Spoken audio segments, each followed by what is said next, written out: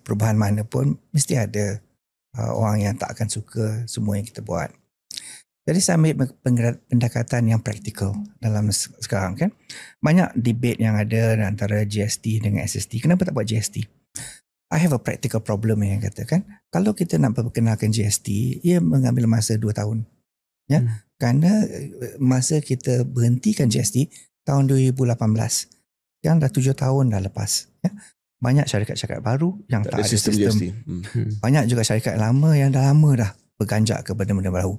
So the practical thing is kalau kita nak buat GST, ia akan ambil masa. It's a very good point actually. Kedua, ya, kalau kita tengok dari segi skim GST, skim GST is meluas. Bila kita kenakan, semua yang kena. Ya, and skim GST, syarikat suka. Kerana dia ada input dan output tax. Apa dia charge, dia claim balik. Tapi yang kena bayar adalah rakyat.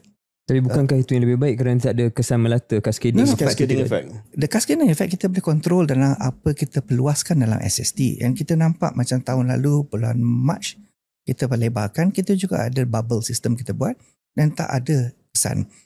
Kalau you tak percaya, tengok inflasi punya number. Date inflation di Malaysia cascade at very high level. Tak. Tahun lalu 2%. Yeah? So it is managed and under control. Yeah?